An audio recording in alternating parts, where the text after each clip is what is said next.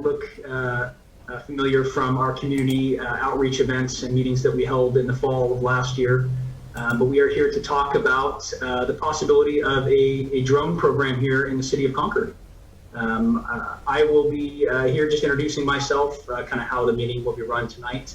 And Lieutenant Nick Gardner is here, and he will be kind of laying out what we're looking to possibly do, as well as getting the feedback from you all this evening, comments, concerns, questions, things like that, as well as some information on what other departments are doing around us who already have a program such as this they've implemented for, some have had them for months already that have been successful.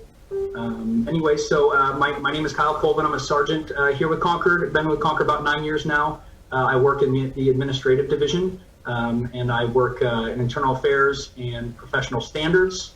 But in this division, we all share the work together and work on different assignments, this being one of them.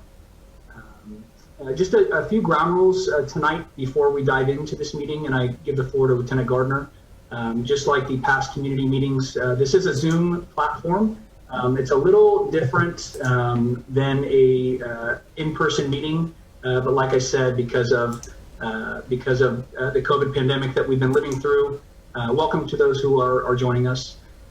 This should be somewhat more familiar than it was last year. So please, as we go along this meeting, Lieutenant Gardner is going to kick it off. He's going to introduce himself, talk about the meeting, what we are thinking about doing, the program as well, and then he'll open the floor up to you all for questions, comments, and concerns. As we go into those questions from you, the citizens, we'd like to ask that you remain respectful, no foul language tonight within the meeting. This meeting is specific to this program that we're looking to develop or the possibility of. So anything political related outside of that topic, we want to leave for a different forum. Anything that could be directed towards City Council tonight that doesn't have to do with anything drone related, please, if you could use those questions during a City Council meeting, we would appreciate that. And of course, anyone who doesn't follow these rules, we will reserve the right to remove them from the forum tonight. Okay. Again, thank you all so very much for joining us. I'll be adding people as we go along and as the meeting continues. And now I will turn the floor over to Lieutenant Gardner. Thank you, Kyle. I had to check even after a year to see if I was not muted before I started talking, because I still make that mistake. Yes, so I will piggyback on what Kyle just said. First of all, thank you everybody for taking an interest in this outreach related to unmanned aerial systems, also known as drones, a new potential program here at Concord. This is really your meeting, the community's meeting. Something I want to kind of start off with is just letting you understand that where we're at announced currently, 2 days ago. What we haven't done, that way it can hopefully help with the framework of tonight's meeting. I can speak on generalities of drones. I can provide information. I certainly want to address a lot of the issues that are on your minds. If you have some, listen to any support that you have. Hear your feedback on what a program would look like, what concerns, what things bother you about this type of program that are being run more popularly around the country and locally as well. But also understand that some of this, right, a lot of this, all of this hasn't been implemented, has not been created, right? So I might not have an answer about a specific question that you might have, because that's what this process is about, right? I don't want to say something that we are going to do or not do unless it is unequivocal, right, a violation of the law that we can speak to. But there are some matters probably that I won't be able to provide a definite answer on, because again, there is no policy in place, there are no procedures in place, because we didn't want to go down that path until we held community meetings to gauge the concerns that you all might have. So that's a little bit of a disclaimer, but I certainly will answer everything I possibly can for you. As you know, drones have become more popular, not just in law enforcement, but with recreational use. For law enforcement purposes, drones kind of came on the marketplace upwards of about 10 to 15 years ago. But we've seen an increase in popularity, we've seen an increase in use, we've seen an increase in the rules and regulations changed with the FAA, probably more in the past 4 years. And more across the country have implemented UAS or UAV or drone programs because they have shown to enhance public safety, they have shown to supplement police and sheriff resources. They have shown to do things and provide information for the safety of officers in the community that you can't get from the ground. They also have enhanced a lot of search and rescue efforts, especially when it comes to lost missing children or elderly adults, which we see here and we deal with very, very frequently in the city of Concord. So there's a long list of proven situations that drones have been useful and seemed very efficient. The cost of drones nowadays has certainly gone down since their implementation probably 15 years ago. Technology is advancing. So one of the questions I fielded offline before we started with this meeting over the past couple weeks is kind of why now? You know, what is Concord looking for out of a program like this now? And it's a fantastic question. Like I said, the easy answer to that is they're just very useful. They're very efficient. They enhance our officer safeties on the ground rather than having an officer have to look in a place that is out of view on a search, on an active investigation, right, where there's potential for violence to happen. Using a drone for that purpose, right, far outweighs the safety of the officers, right? It enhances the safety of everyone involved.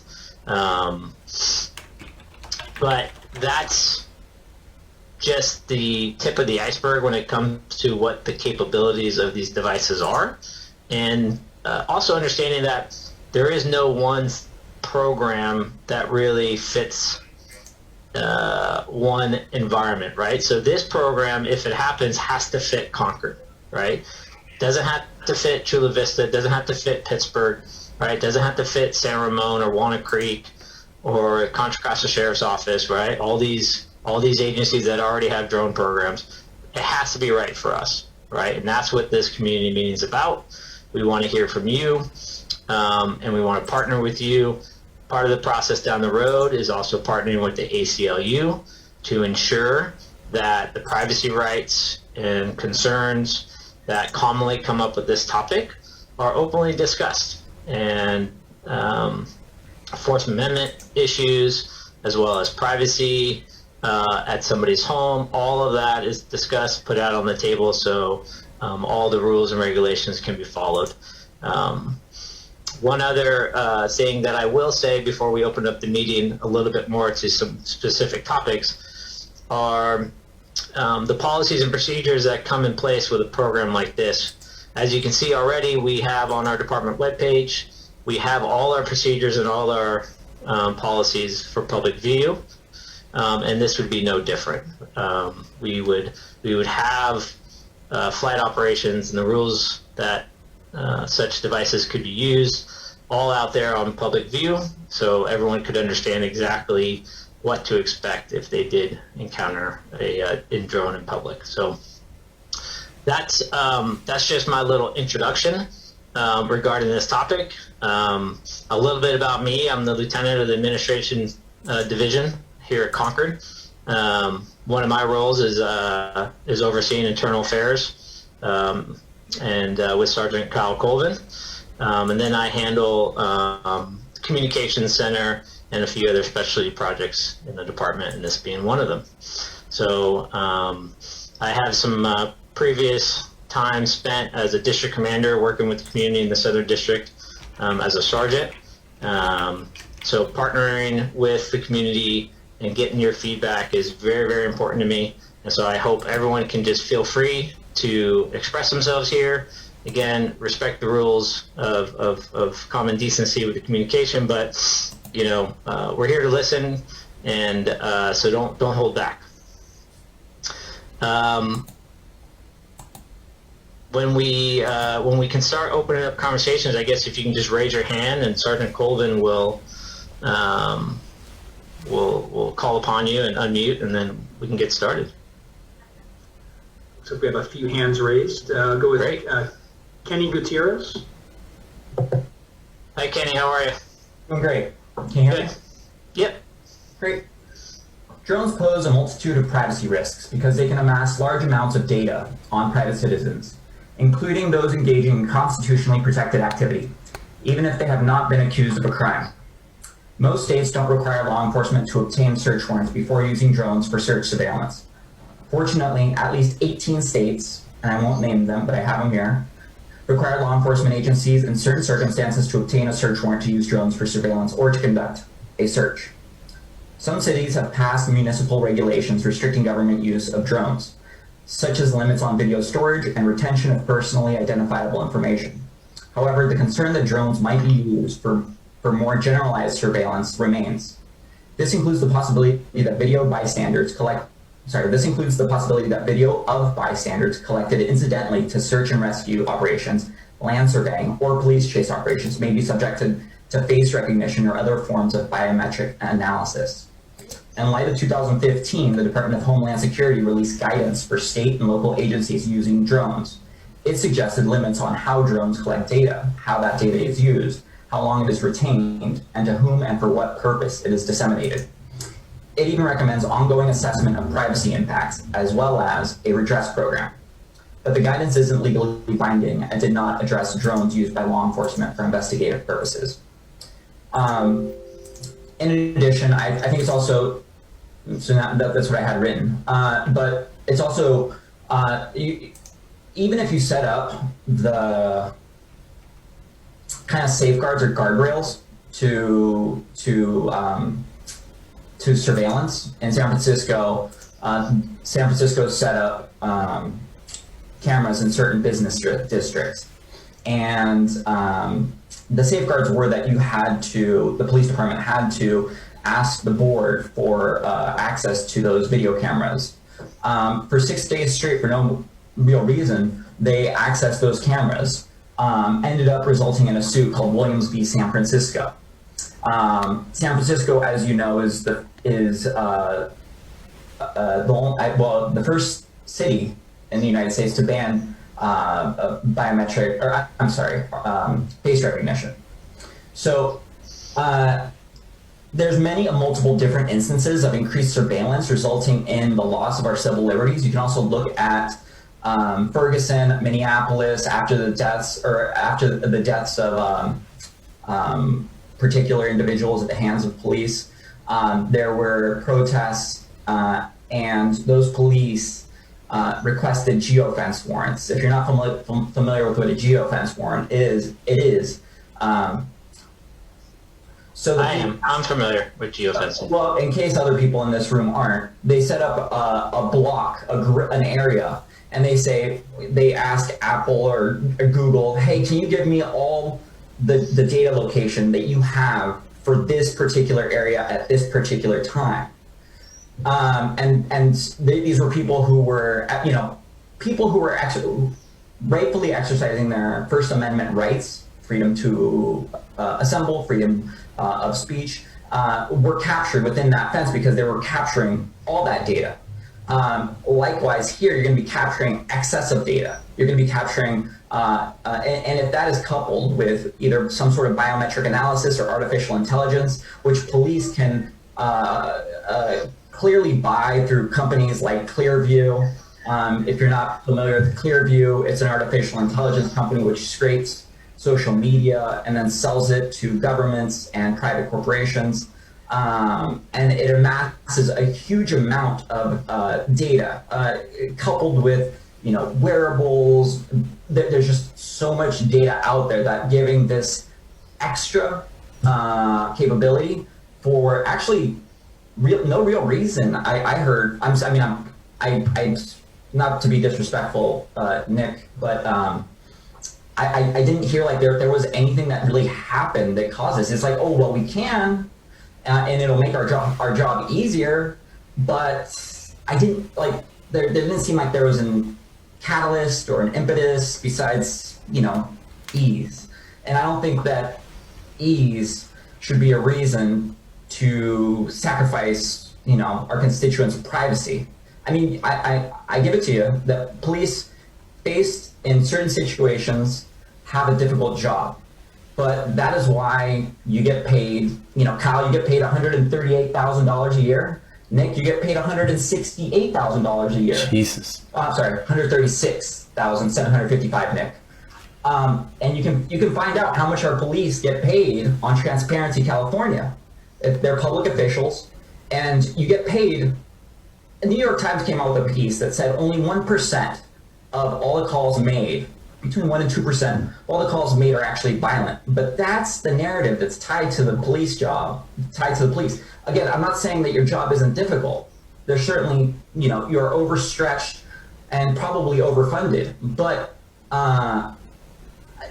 sacrificing, our constituents' privacy for, I don't see a compelling reason. And there's, a lot of issues that I just already named off. I mean, and that's not even to, you say you're working with the ACLU, and I'm curious, can you explain a little bit on that? So I didn't say I'm working with the ACLU. It's saying that's what we will do as we start to develop policy. I appreciate it, Kenny. Let me address some of these things, and then we'll allow other people to express themselves as well. So some of the things I jotted down, and I get what you are saying. And these are very common questions, and I understand they are very, very real concerns. So let me see if I can address some of these for you. So yes, certain operations of a drone use, again, I'm speaking in generalities because we don't have a program, would be mandated for getting a warrant. So yes, warrants, search warrants, in certain situations would be required.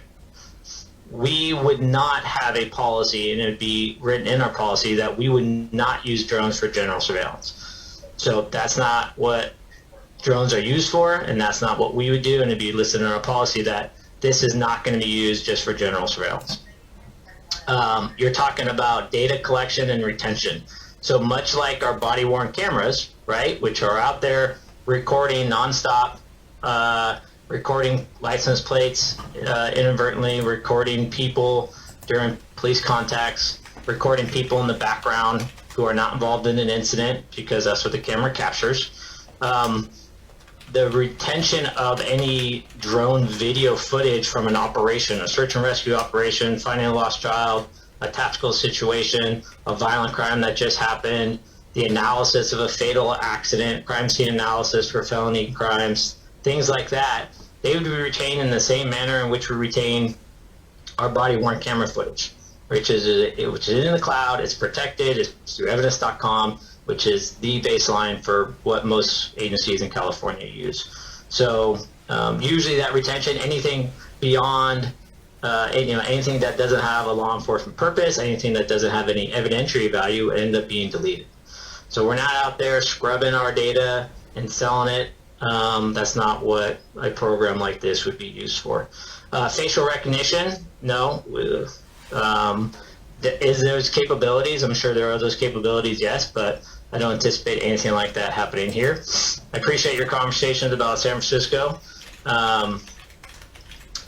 Again, I think if you look nationally and internationally, you can find an example of problematic behavior in any world that you look into or any profession. So that's something I'm not familiar with, and it really doesn't pertain to the city of Concord.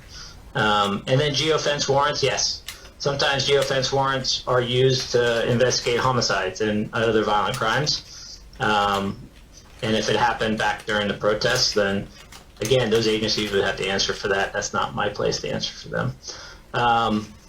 And then one last thing before we move on to someone else, and I'll certainly, Kenny, we'll circle back with you, and I'm happy to talk with you offline as well and have a phone conversation with you.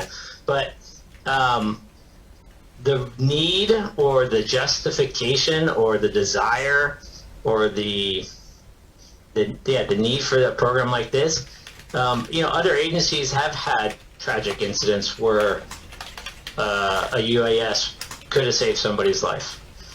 I don't want us to have a situation where, now that we lost a life, or we weren't able to process the scene, or we lost a child, where a tool like this that has become mainstream wasn't used. I don't need a situation like that, or I would hope we wouldn't want to wait for a situation like that before venturing down this path to see if such a program would be something that would be useful to the city of Concord. So I appreciate it, and let's try and find another hand there, and we'll come back to you, Kenny, I promise. All right, we have Cora Mitchell. Hi, Cora. Hello. How are you? I'm doing great. I just want to second everything that Kenny said. He put it so, he's obviously researched, and I appreciate everything that he had to say. I share many of the same concerns. Another concern that I have is I feel like this conversation about alternative approaches to policing is somewhat premature. I think that we need to have a greater conversation about police culture, and we haven't really had an opportunity to do that. We've been, folks have been asking for the release of misconduct records, and those have yet to be released. And to me, it's a concern that we don't really know who's going to have access to these new tools. And I feel like as a city, we have a right to know. There have been instances of officers who have stalked their ex-wives, and the president of the Boston Police Officers Association was molesting kids for 20 years, and his department helped hide it. And I'm not saying that we necessarily have that problem here in Concord, but I would like to be reassured by having an opportunity to review those misconduct records and know exactly who it is who is on the force and going to have access to these. In that instance in Boston, is that somebody that I would want to have access to? People letting their kids run naked through the sprinklers in the backyard. Are these tools going to be abused at the whims of officers that may not be of the utmost character? Now, again, I'm not saying that that's necessarily a problem here, but we do have a right to know. I'm a law-abiding citizen in this community. I've been here for 20 years. I've gotten one speeding ticket in my whole life. And to me, it's very unnerving that I could be having a picnic in my backyard and police officers could be looking in on me, and I have no idea. That is very scary to me. Mm-hmm. Some cop pulls over a pretty girl that he's got a crush on. Is he going to be peeking through her windows at night? Those kinds of things really scare me. And so I feel like until we know exactly what, if any, issues there are with widespread misconduct in our department, and I hope there's not, then I would not feel comfortable with moving forward with this program. If we were able to have a really productive, frank, honest, and open conversation about that, and I found that there really isn't a problem here in Concord, I would probably be more open to considering this and what benefits it could potentially bring to the community. But right now, until that conversation takes place, I feel that this is very premature. Okay. Thank you, Cora. I can't speak much towards the misconduct that you are seeking verification for. There are PRA laws, government code laws that are in place that we follow, and standard procedures for what is releasable to the public on investigations, either internal or criminal investigations, and what is not. BW's body camera footage is one of those. which just recently changed, and there is an allowance now that mandates it for critical incidents that body-worn camera footage is releasable. But there are already statutes in place that we as an agency and as a city that we must uphold, and we also have these rules in place and protections for our own employees' privacy. So these are statutes in place that that we deal with every day through public records requests, and will continue to do so. But I do hear that this concern without that conversation kind of heightens your suspicion of the possible misuse of such a tool. I can assure you that, and this is what I can say to that the idea of backyards and privacy has come up. The United States Constitution, Supreme Court has ruled on what a violation of privacy is when it comes to airspace, and what airspace is below 400 feet versus the national airspace at 1,000 feet. So I understand. I only assure you that the officers would be operating under strict supervision and management through a sergeant and a higher level lieutenant, such as myself, all the way up to a captain. Policies and procedures and training would be in place. All pilots, the remote pilots, would be certified through a Part 107 FAA license, and which requires certain regulations to be followed as well, and oversight and the filing of certificate of approvals. So there's a lot of administrative checkpoints there that would be in place for ensuring that this tool, which would be something that we would be responsible for, wasn't misused. Much like we have in place for general patrol operations or canine deployments or SWAT operations or community impact unit in the community. We have these checkpoints in place to make sure that our officers are doing the best they can, and then when there is misdeeds, when there is misbehaviors, we deal with it. And I can attest to that, being the internal affairs lieutenant. So, but I do appreciate you weighing in on that. Okay, thank you. All right, we have next is SEL.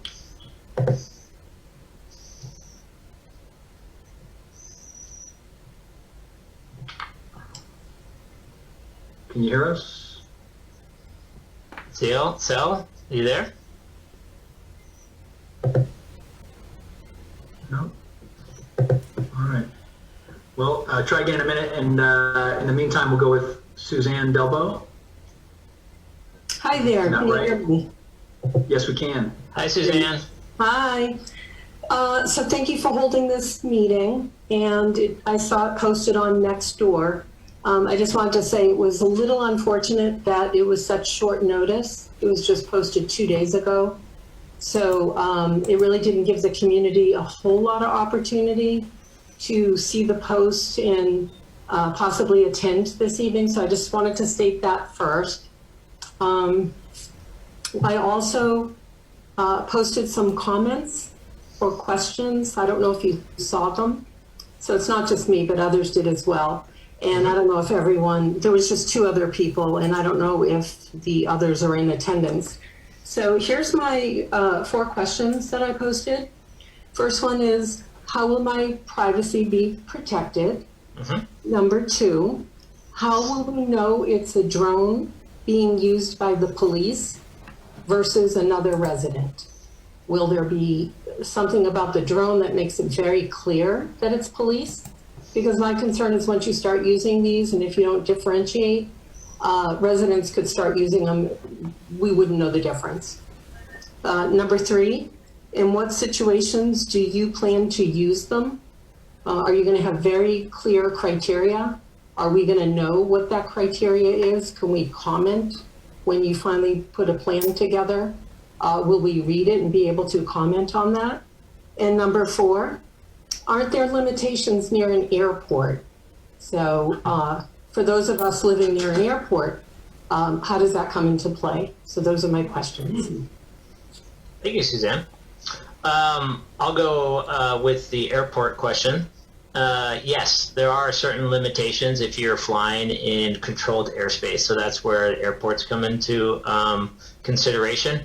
And so when you are going to encroach upon a controlled airspace, you have to get approval through the tower. You got to get approval through the FAA at that airport, and let them know that you plan on flying in that area. Privacy, yes, privacy is the utmost importance, and it's the number one thing that we want to make sure stays in focus, and that we uphold everybody in the community's privacy rights.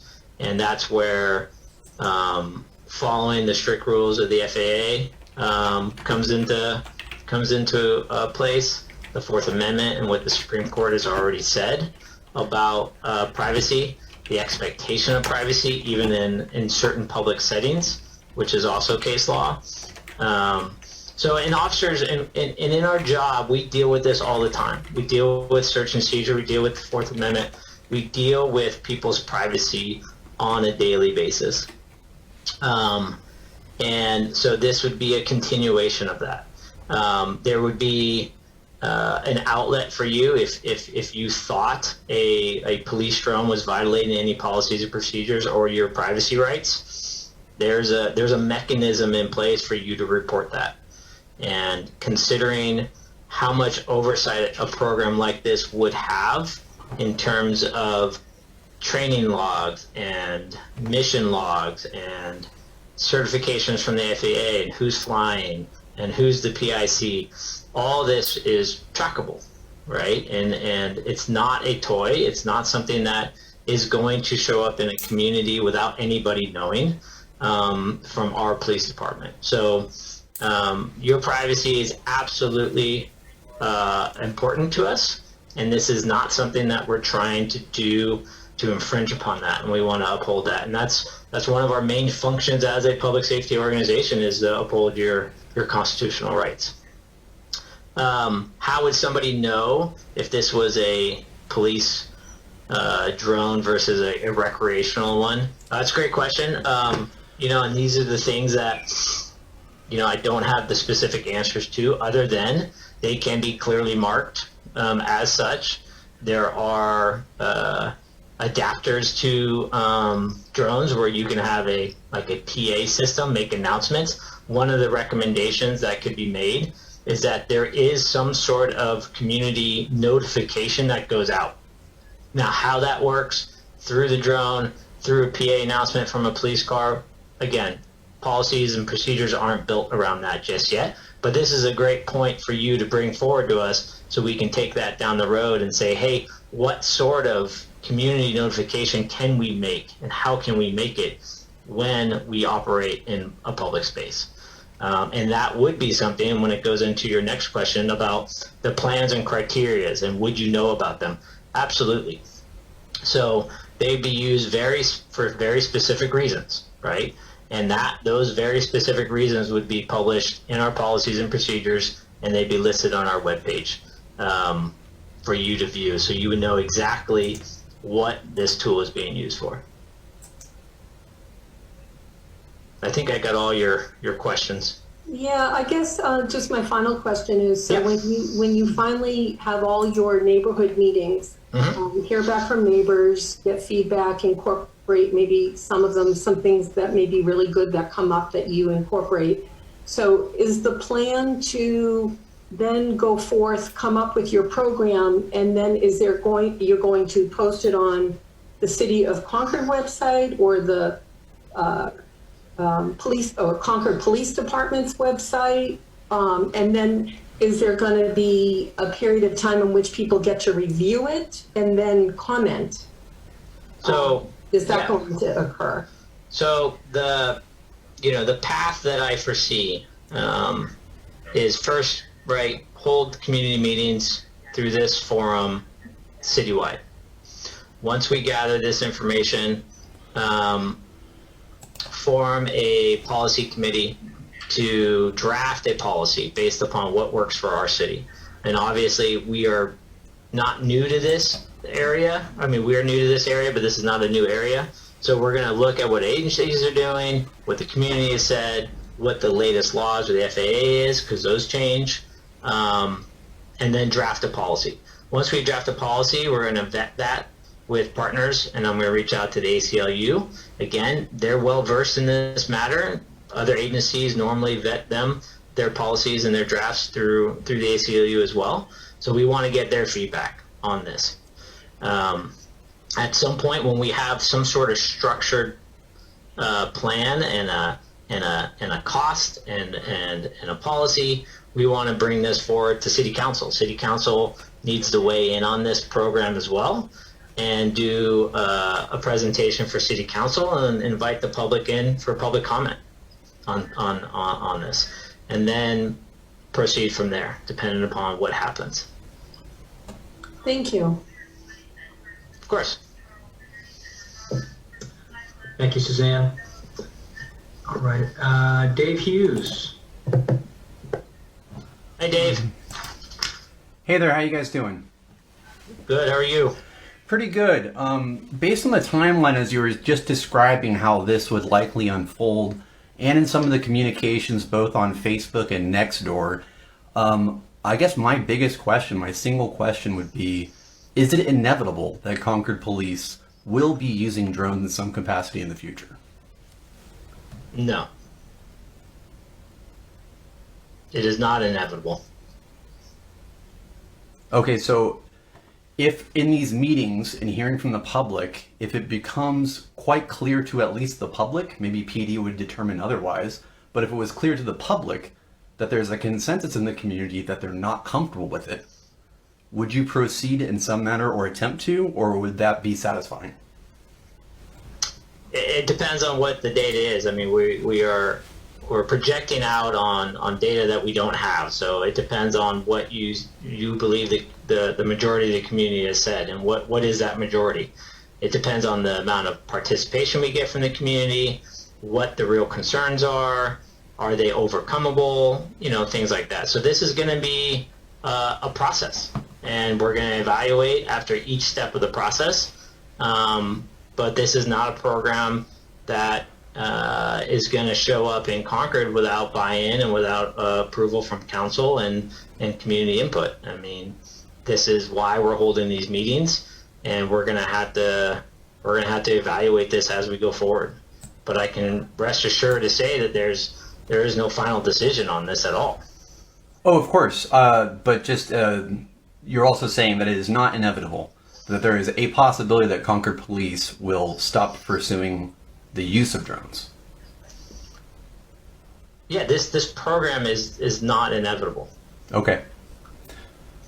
Great, thank you. And if you'd like to encourage more participation, I want to echo a point someone else made. I think it would be helpful to give more than 48 hours notice about this, because people got kids, they got plans, they got jobs. I think a lot of people would want to be here right now that are going to find out about it tomorrow.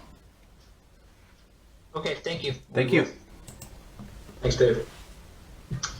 All right, we have SEL again, so. Hello, can you hear me? We can. Hello, how are you? Okay. Sorry about the audio issue earlier. I was pretty new to Zoom. That's all right. So I was curious, what is the primary function of these drones? And I apologize if you already answered this. Well, there really isn't a primary function, right? There's going to be a multitude of situations where a drone could be useful for public safety. So, post-incident crime scene analysis for fatal traffic collisions, or violent crime scenes. So basically you're saying after an incident has already occurred, then you're bringing out the drones to look at it, or are you going to be having drones that are constantly surveying and that they will help in investigation once you find the incident had occurred? So no, they will not be in flight surveilling. So no, Okay. they're not going to just be roaming around recording Gotcha. people. But they would be. So if we had a standoff with somebody, you know, a barricaded subject, something that's a very fluid situation, that's a violent crime, a felony that's taken place. And again, these are basic principles of what other agencies do. We don't have this in any drafts yet, but Right, you know, I our understand. drones could be For you used. guys. Yeah, we could use that for those situations. They're used for de-escalation as well. Great communication tools for de-escalation situations. And we have those incidents every day here in the city of Concord.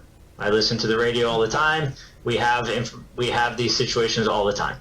So it really just depends on the situation, what would qualify as an approved use of this tool. And that qualification would take supervisory approval, right? It's not something that an officer just on their own is just going to decide this is what I'm doing. I get you. You know, so there's many different opportunities for their use here. Yes. Yeah, and what I was basically, what I was getting to was, I was curious about what would be the recourse if, say, there was a drone inactivity and it ended up malfunctioning and fell and hit a vehicle, or it hit somebody, or it caused a collision on the freeway because somebody was a distracted driver and happened to notice. And also, what I was going to tie into that is this going to be replacing helicopters? Right.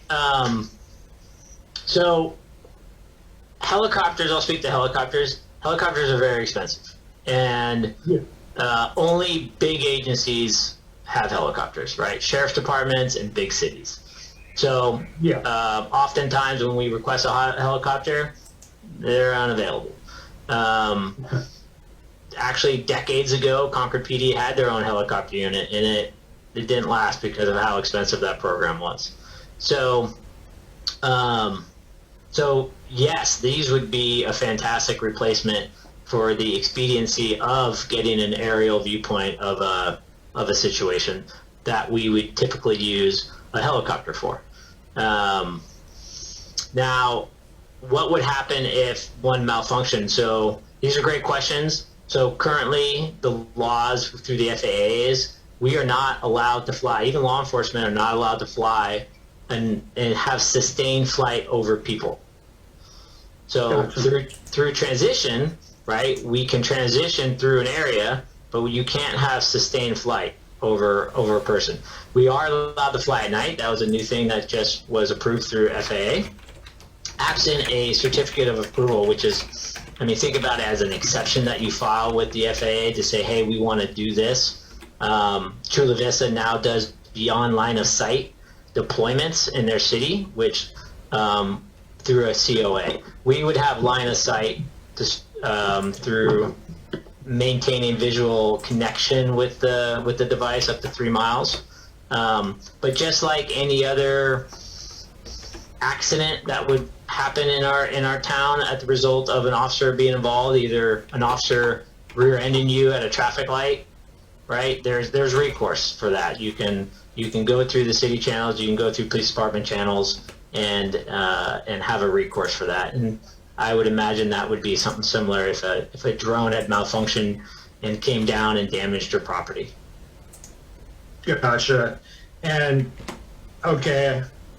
And if you know, for example, I'm a first responder too, so I understand that you guys go into dangerous situations. It would be a useful tool for you guys if, you know, there's a fire and you want to better examine an aerial view of the best way to try to save people's lives. So I understand that it could be a useful tool, but what if something were to happen where it's flying above, you know, a scene and it malfunctions, crashes through my bedroom window and conks me in the head? Yeah, that would be terrible. Yes, That'd be certainly absolutely would. terrible. So I don't want you conked in the head as you're hanging out in your house. I don't know of that happening. I haven't heard any stories like that happening. I guess it's possible, but it sounds like it's a very remote possibility. You know, in any program we run, anything we do out has maybe a varying degree of a downside of what could happen if an accident happens. You know, we understand that, and again, just like if we rear-end you in traffic, or there's a big car crash after a pursuit, and we push a car up over onto your front lawn, there are recourse that can happen that you can that you certainly, we're not going to leave you hanging for that. Okay, thank you, sir.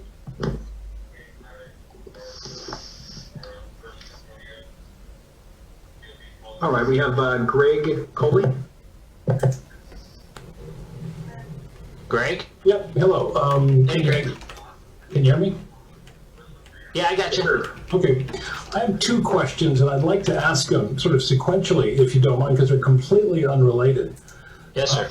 The first question I'd like to ask is, how would you, at this stage of the game, and I've heard very clearly that this is early days, how would you characterize at this stage of the game the financial impact on police budget? That's my first question. For a program like this, I would hope that there would be no financial impact, that a program like this could be funded through a grant. Okay, so funded through a grant and no other impact on the budget at the moment, based on what you're thinking about. Yeah, I mean, at the moment, you know, when we initially opened this conversation last month, we've been approached by other business owners in town who have expressed an interest of forming a little partnership to raise money and to help fund a program like this. So we have a lot of positive support for it. So private funding through grants is certainly a way that I would prefer to see us go, to at least get a startup program going. Okay. And any possible budget reduction due to savings and things like that?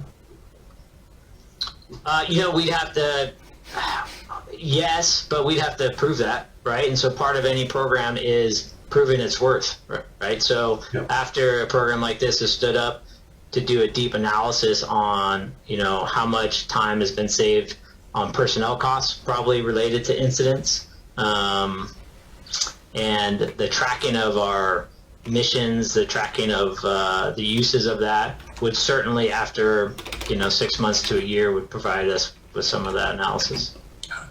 Okay, thank you. And my second question is this.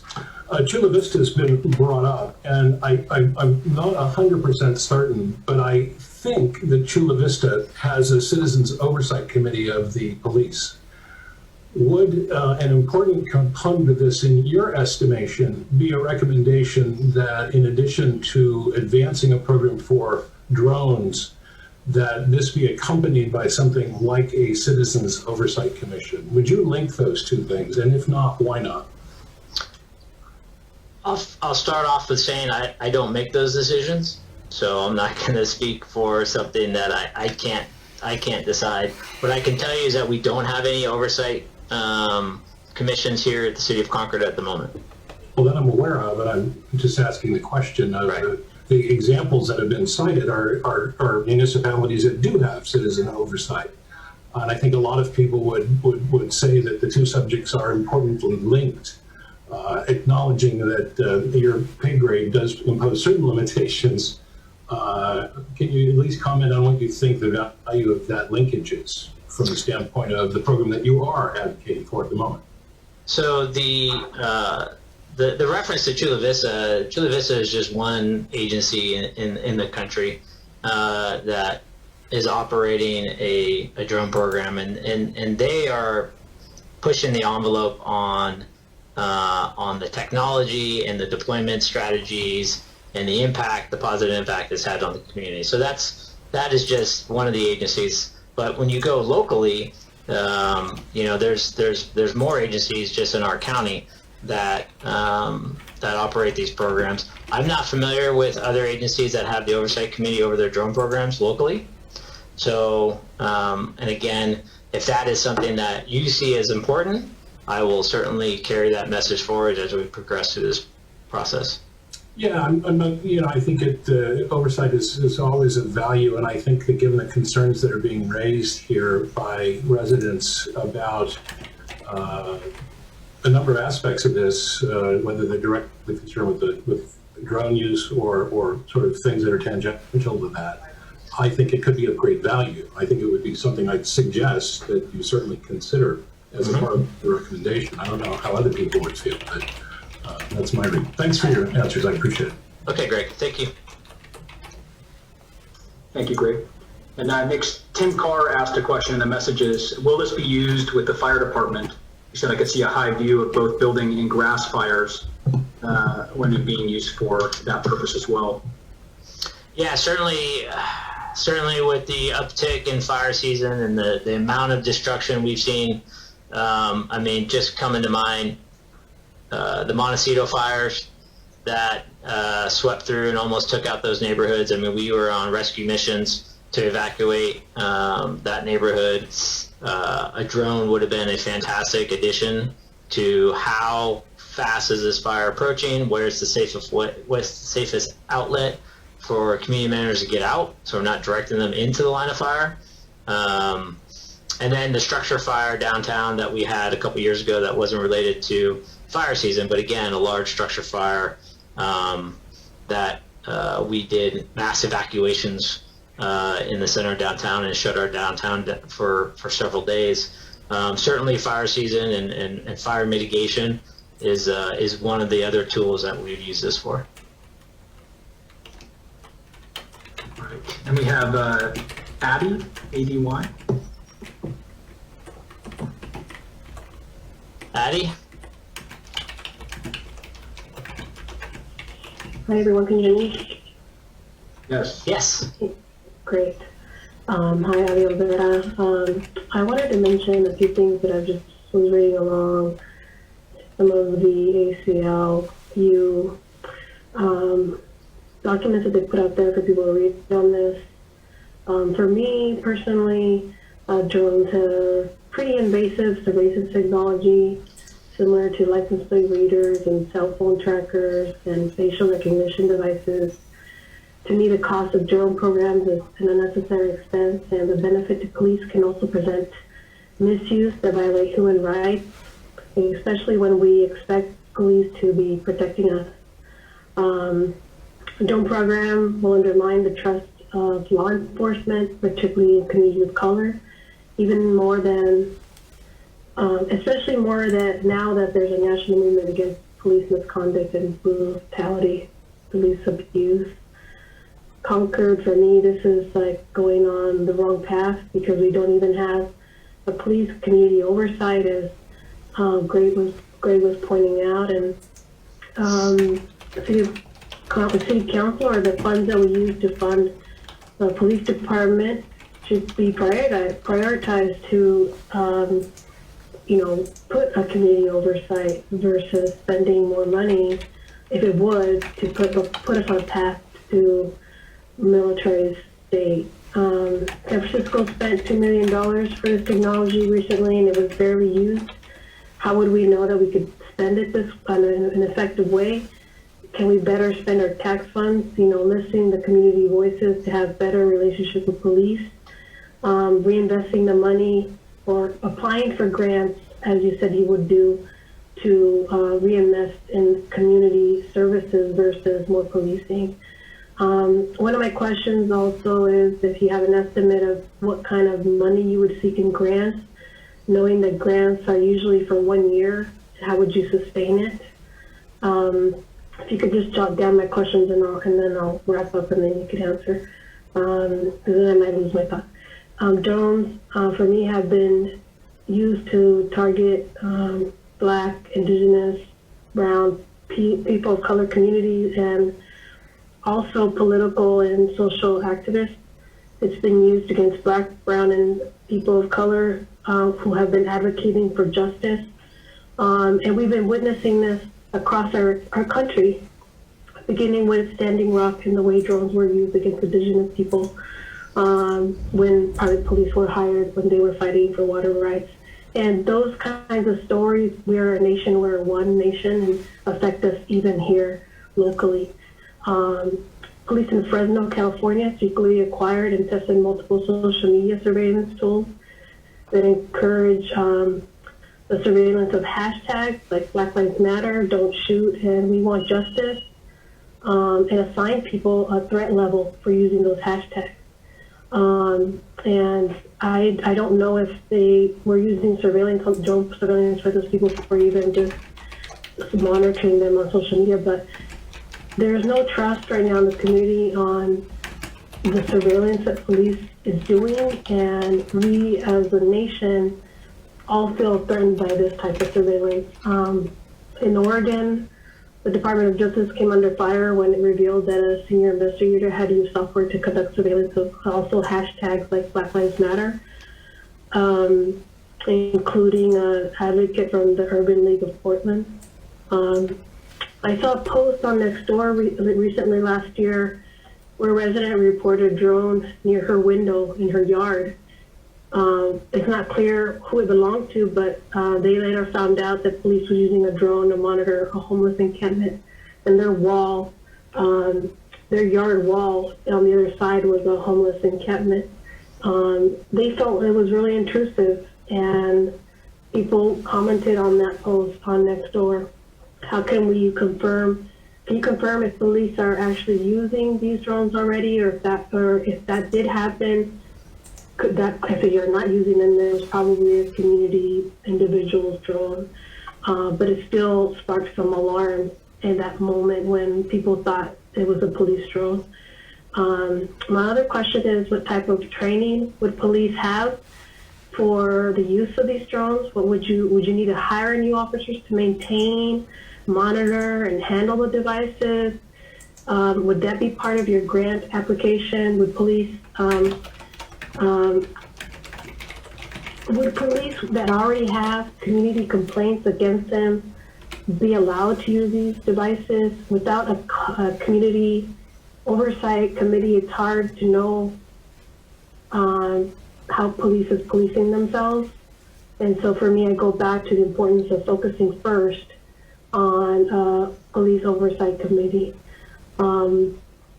And that would be a better way to go about that, and to build trust in the relationship with relationships with the community, that there is trust because you allow community members to be part of the work that you do. You also mentioned that you want to work with ACLU, and I'm wondering if you've done some of the legwork already to get a contact there. And I'll stop here. Thank you, Addie. So I hear the concern that you fear that officers will misuse this tool and that it will be a violation of rights. What I can say to that, and as I've said throughout this meeting, our job is to uphold your rights, and we're not going to do anything to infringe upon that. We're not going to do anything to violate that trust.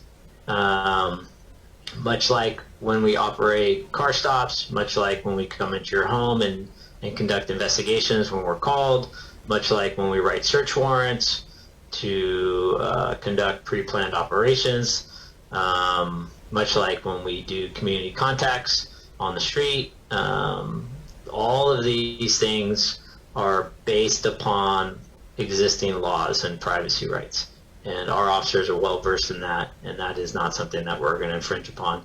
I understand that misuse and abuses happen throughout the country, not only in law enforcement, but in every walk of life and any profession.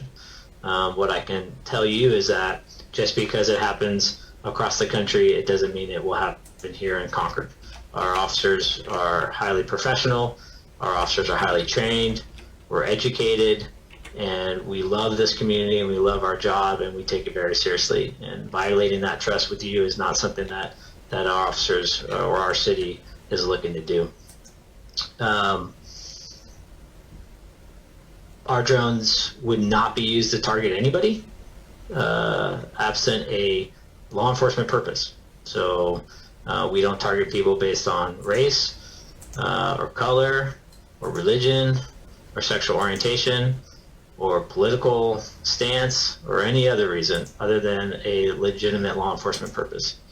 None of our investigations absent drones are focused on any of those areas. So just having a drone doesn't mean that all of a sudden our agency is going to start targeting its community members. That's just not who we are. Accountability.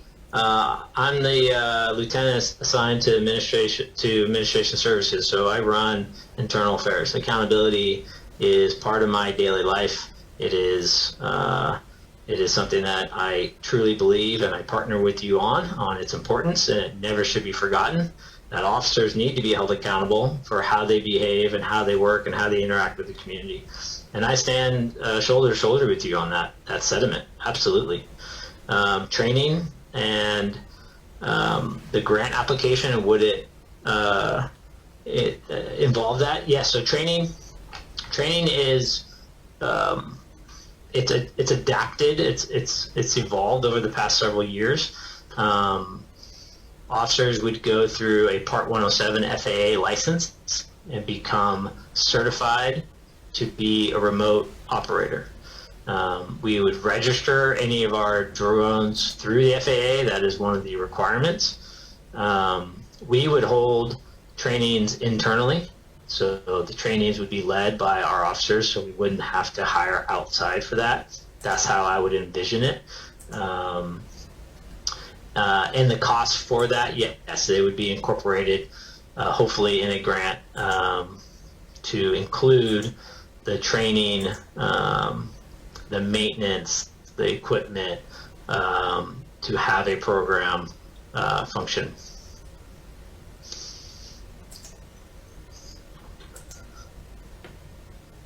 Thanks, Addie.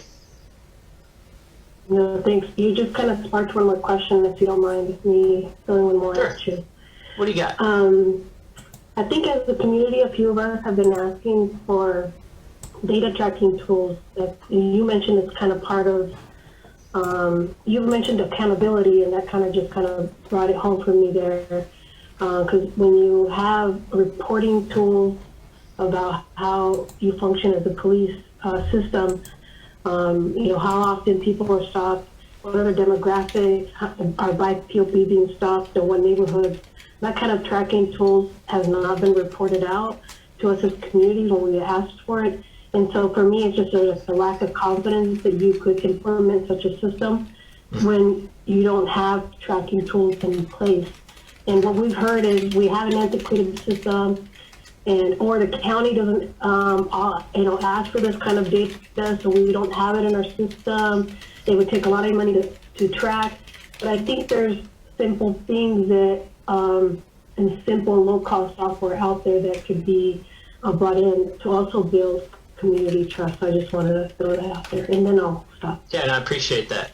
Well, that's already been addressed at the statute level. So you're going to see stop data coming in the next couple of years, and it's being rolled out really based upon the size of the agency, because that really impacts the amount of work it does take. And I get maybe it's not believed, but I can attest that it is a lot of work. It doesn't take a simple software system.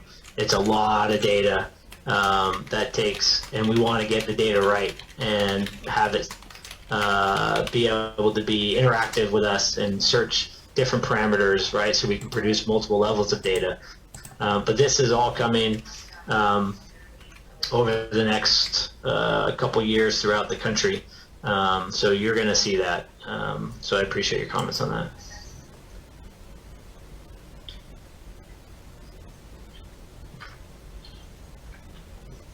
Thanks, Addie. We have Kenny Gutierrez again with the question. Kenny. Hi. Just a couple points. In your response to what I had originally said, I had raised the case of Williams v. San Francisco, which was a case where police accessed cameras, particularly in Union Square, for 6 straight days without getting supervisor approval. And your response to me raising that case was, that's not here, so it doesn't apply. But then in that same breath, you said that a motivation or reason to support getting drones is that emergencies have happened elsewhere. Why wait until an emergency happens here?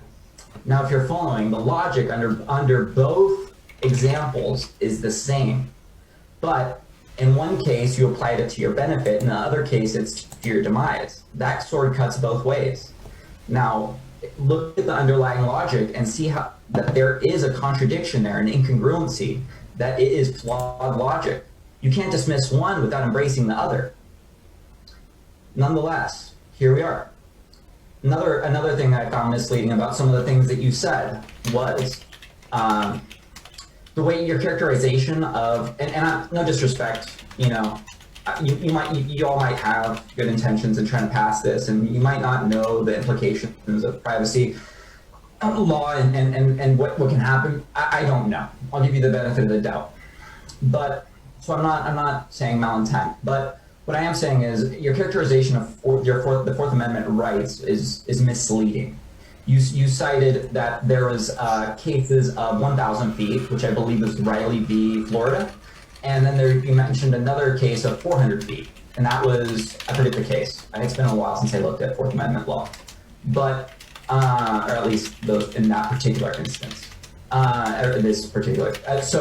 So in both those cases, in an additional case, one where someone stood in on a drone near and photographed their house, the Supreme Court in all 3 cases ruled that it did not violate your Fourth Amendment rights. So you're saying that the police would protect people's privacy rights, but there is no privacy rights.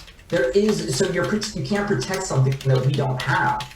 And you're misleading the audience and saying that you're going to protect our rights. There is no right to privacy in drone footage. The Supreme Court has yet to rule on a case with closer facts. What you do have protection under the Fourth Amendment is your home, and there's lots of case law on your home. There's even case law on the curtilage of your home, the underhangings and stuff like that. But there's an open fields doctrine. So things that are open fields is not covered by the Fourth Amendment. The Supreme Court has ruled that surveillance using heightened technology, such as heightened sensors or heat surveillance, is protected. There's Katz v. United States sets a 2-part test. And that's a threshold test to see if that follows. But there's a number of exceptions to the Fourth Amendment. There's so many for the car. There's numerous ones for reasonable suspicion, probable cause. That giving you the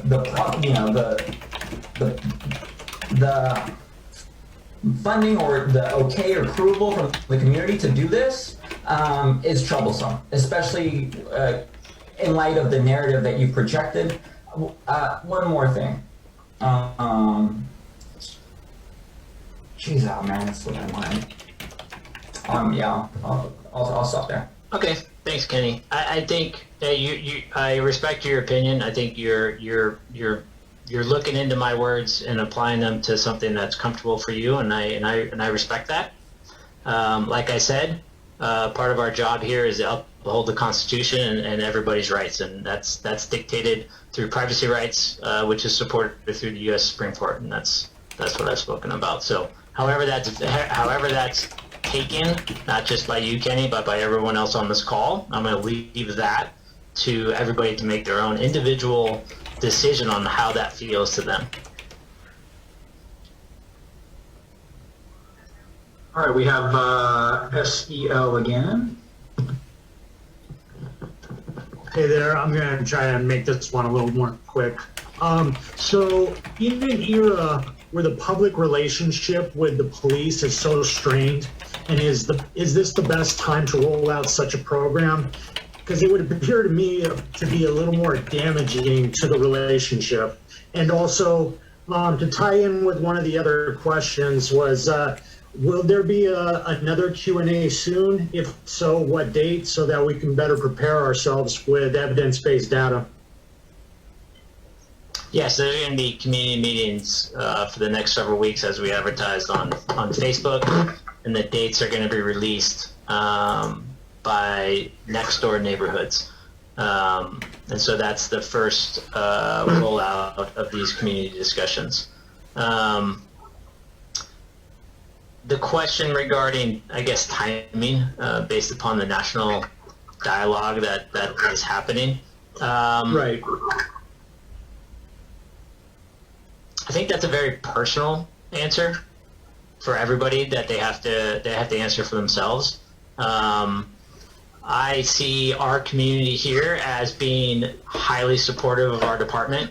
We have an incredible relationship with our community members. Community policing and engagement.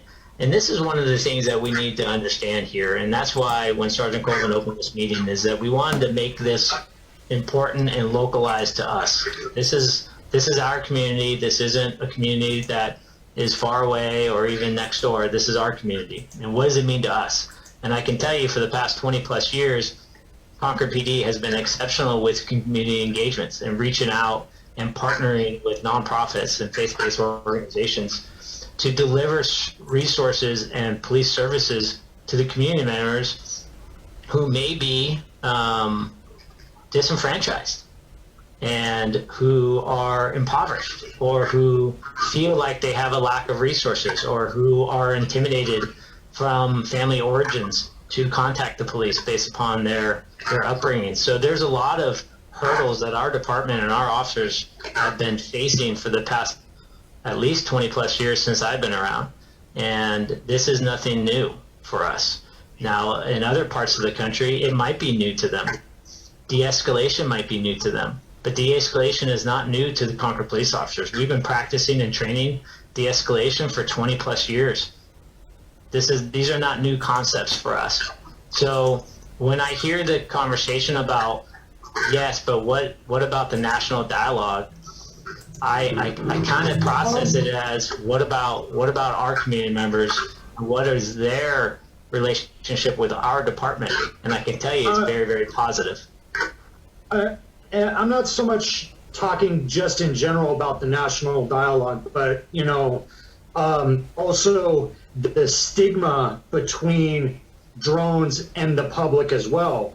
Because those same people who are disenfranchised and are afraid to communicate with the police, won't that also create a strain between the public and the police?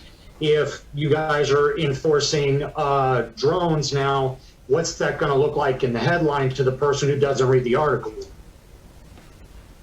Yeah, and that's why we're holding these meetings, and that's why outreach to specific neighborhoods is our first stepping stone in this process. And it will not be something that just starts and ends, right? This is a continual process, much like everything else we do here. It's a continual engagement, a continual process to make sure the communication gaps are minimized as best they can. Gotcha. And did you have a date for the possible next Q&A? Yes, they're advertised. They're Mondays and Tuesdays for the next 3 weeks, 2.5 weeks, right, okay. Kyle? 2.5 weeks. It'll be tomorrow night, same time, and we'll okay, post. Sounds good. Once the meeting ends, I'll post the link. Thank you very much, gents. All right, thank you. Thank you.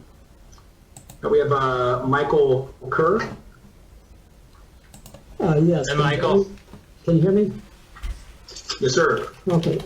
Yes. I ran for Congress recently in the 11th district here, congressional district, and this will be an issue I'll be campaigning on again.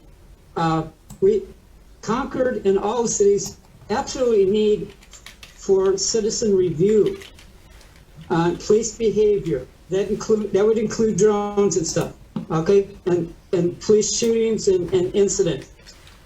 Second, police need to get police out of non-crime social situations, domestic abuse, homeless, and stuff like that. Okay, I'm trying to get to a point here. Third, the police need to stop militarizing themselves. Just because the U.S. government wants to unload a lot of military equipment and stuff, our local government policing should not be becoming a militarized police force. And it's real easy. I've been an activist for 30 years, and you can tell the difference between police when they come out to demonstrations 30 years ago and they wear it now. I mean, they look like military people, okay, in peaceful demonstrations. Okay, police need to be held to the same standards as civilians. If a police officer kills an unarmed person, they need to be prosecuted just like they were a citizen. They're supposed to be highly trained. Now, almost all the situations where police are killing somebody there was a situation was going on for some time before the police arrived with nobody getting hurt, nobody getting killed. The police show up, somebody gets killed. Okay? Okay. The next point I want to make here is, and this is what I'm getting at, our federal government is the highest authority in this land over all the other local, state and local governments. But our U.S. government for the past 20 years has authorized the use of drones for terrorizing millions of people in over 7 countries that we're not at war with.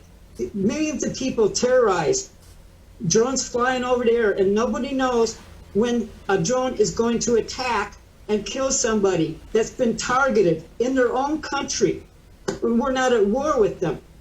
And it doesn't matter, and no one's ever been punished for all the other civilians besides the target being killed who shouldn't have been killed in the first place. And so how can we trust the police when our own federal government allows, basically sanctions terrorism and murder across this world? That's my point I want to get. We need to have a lot more local control over the police because we cannot trust them, because we already have a federal government that's throwing out all kinds of moral decency at all. Okay, and that's my point. Thank you. Hey, Michael. Thank you. I appreciate it. Just 2 things on that. I hear your call for a citizen review, and then drones for police use would not be armed, so there is no threat to that. Do we have another question? Not armed yet.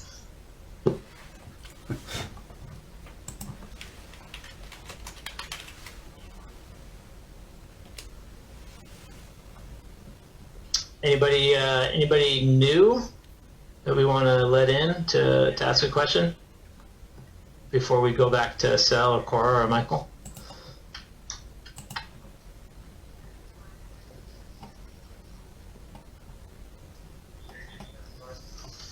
Jen S. Right. Hi, Jen. Hi, can you hear me okay? Yep. Hi. Hi, I just wanted to say thank you for having this session tonight. I really appreciate just the time to kind of hear what you guys are working on. It's been vaguely informative. I think it's really important to continue this dialogue just to allow the people to ask questions and whatnot. I have to say, I heard about this on Nextdoor, and I've been a long-time resident, practically born and raised.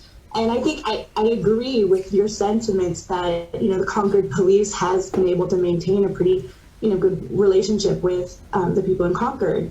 But it even after listening to, all of your reassurances of following protocols and training and whatnot, I have to say that just the idea of drone surveillance, it makes me feel really unsafe. It just adds this level of distrust that I, maybe didn't even feel before.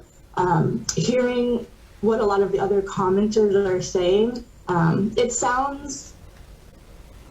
it doesn't seem to be a step in the right direction. It sounds like it's creating more concern and more worry and more distrust, which is exactly what we don't want, right? We want police community partnerships. You know, I'm a woman, I have small children. I think that gives a little bit of a different perspective of what I think, you know, there's more, I've had more experience just feeling unsafe. And so surveillance and the more like anonymous surveillance is very worrisome to me. And I think it's really a slippery slope. You have to admit, you know, we're humans. You can design, you know, the most perfect system on paper with all the right, you know, rules and protocols, but people are going to misuse it, whether intentionally, as you know, to abuse, you know, these privileges, or even unintentionally.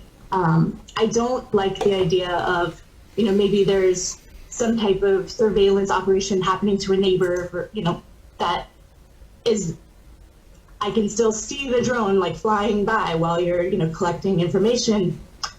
I just don't like it at all, and I think that I had hoped to get more details about what specifically, you know, the protocols for Concord would be, when would drones be used. I think my takeaway from this evening is really realizing that there's a lot more distrust in Concord, and as, you know, the head of internal affairs, I would encourage you to spend your time not trying to implement a somewhat threatening drone project, and instead working on building more like community oversight committees. Just, I think that needs to happen first.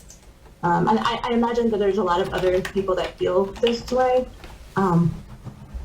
Yeah, I'm still, after listening to everything, I'm just not feeling okay about it. So thank you for letting me share that. Thanks, Jen. I don't know if you jumped on late or not, but I did go over several situations and protocols that we would have in place on when a drone would be used. I can revisit that if you like.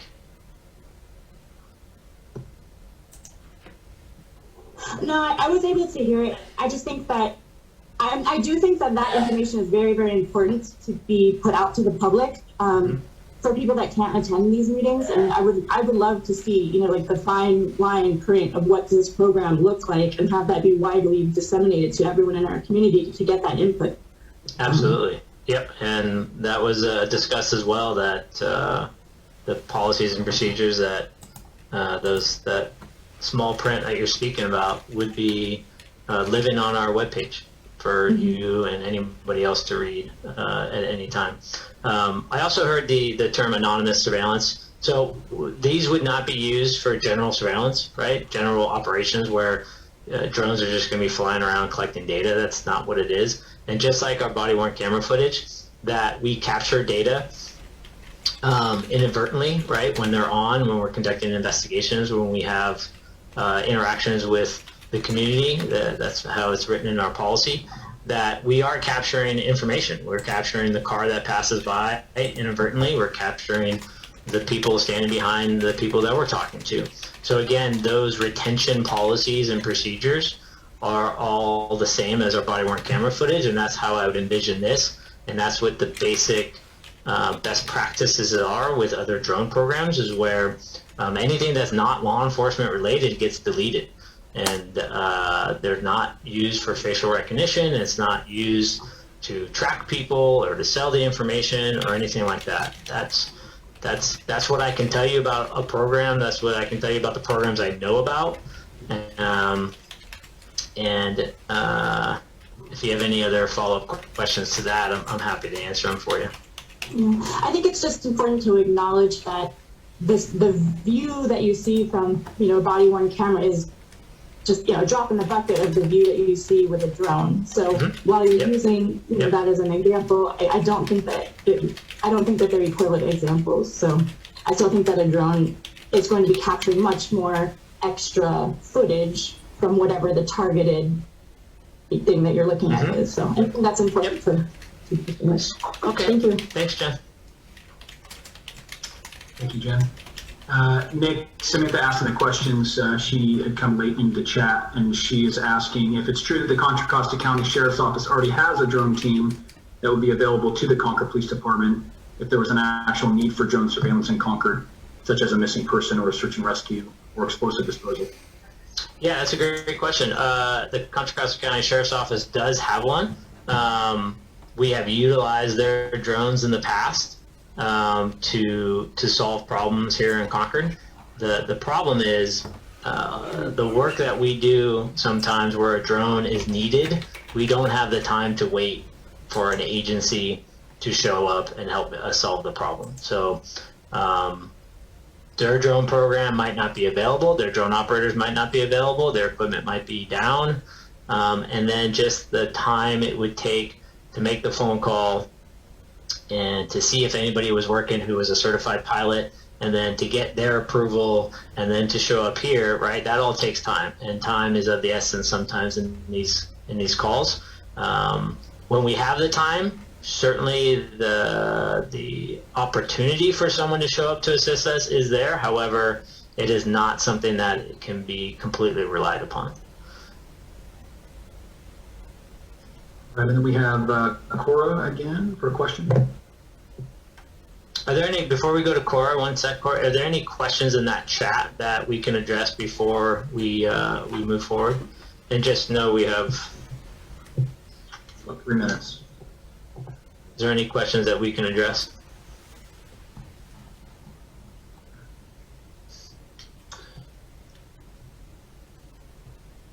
Most of them have been asked. Okay. The estimated cost for the program? Great. Yeah, fantastic question. So, like I said, varying degrees of programs, right? The smaller drones, which a lot of departments are using nowadays, they can be as cheap as $500 per device. And when you speak of larger drones, right? So really, we're talking about anything under really the definition of 55 pounds. But these devices weigh just a couple pounds, and $500 is a very reasonable expectation to buy the smaller ones. Ease of operation as well as replacement and training. Now there are other drones that are much larger that have larger flight capabilities and battery life that can run much more expensive, but that's not something that I think we would start off with. It would be more of the smaller drone devices that would be deployed. All right, and Cora, if you want to go ahead and ask your quick question if you have it. Yeah, so I just wanted to follow up. Addie had asked a question about some residents in Concord who had actually seen a drone that it appeared that it was being used to surveil some homeless people in an encampment right near their property. And that was concerning, and I'm hoping that you can address that. It raises the hairs on the back of my neck that I could be, again, in my backyard and you're looking for somebody else, and suddenly there's a drone right over my head. But I also want to bring up, your comments about the relationship that you have with the community. I appreciate that, there is a large percentage of our city that really does have a great relationship with the police department, and I wouldn't necessarily consider mine to be adversarial, but I have been an advocate for citizen oversight for this department. I believe that every branch of law enforcement should have civilian oversight. Your government employees, there is no other branch of the military, I mean, not the military, but the government where there isn't some level of accountability to the public. And I don't feel like we have that. There's really no transparency with the Concord Police Department through our city council. And that to me is very concerning, because this program has the potential to be very invasive to the general public. This isn't the same as a body cam. This isn't the same as even, a patrol car. You have the ability to drop yourself into my living room from far away where I don't know you're coming. If it's a helicopter, I'm gonna hear you. But the fact that at any second my privacy could be violated, and there isn't any civilian oversight, is a big problem. It's a big problem. And we've been asking for this for a really long time. And I feel like at every step, we're stepping further and further away from what we really should be doing, which is partnering. I would love to partner with your department. I have spoken with the chief privately about my concerns and my issues, and my perception about community policing and the approach to mental health. And I would love to help be a part of that solution. I'm a social worker in this community, and again, I'm a 20-year resident and just want what's best for the city. But I don't always feel like that partnership is truly there. The pushback on transparency, the pushback on the oversight makes me feel less trustful because I don't understand what the problem is. I don't know why it would be a problem. As a mental health professional, you can pull up my record online and see it, as a practitioner. And, that's not the same for you. So I'm sorry, I don't mean to take up any more time, but I just want to make sure that the department really understands that this, if there's a breach of, if there's a trust issue, that it's longstanding, and that it really is something that should be alleviated before we really commit to a program like this, regardless of who's paying for it. I don't care who is paying for it. If it's great for the fire department, why can't they apply for the grant? If it's really beneficial for fires, let the fire department have a drone. I wouldn't be as concerned. So I hope that we can continue these conversations and what all this needs to look like and what's in the best interest of the city. I do appreciate you all taking the time to have these conversations, but I do hope that you'll take a moment to address Addie's question about them already using them on homeless encampments and what will that look like in this program. So we'll take this as the last one. I don't have any specific information on what Addie's speaking of. I can tell you that we don't have a drone program, so whatever drone was being used recreationally was being used as a recreational device. And that if someone is misusing a recreational device such as a drone, that such things need to be reported. But I don't have any information on what Addie is bringing forward, so I just don't feel comfortable providing an answer to it. Okay, thank you. Okay. All right. All right, everyone. Everybody, thank you so much. We're a little bit over, but I certainly appreciate everything you guys have brought forward. I have written down a lot of the commonalities between the comments that have been made. I appreciate your guys' involvement in taking time to express yourselves on this. We're going to roll through the entire community with these community meetings, and then we're going to take a critical look at the comments that are being made. And then we're going to say, like I said, every step of the way, we're going to self-assess to see what we should do next. So please look forward to the other postings that we'll have that you'll see on our social media sites about the next meetings. We do want to provide other community members the opportunity to speak as well. So as we move through that, you will certainly see more messaging from our department. So again, thank you so much, and I hope you guys have a wonderful evening. Thank you all. Have a good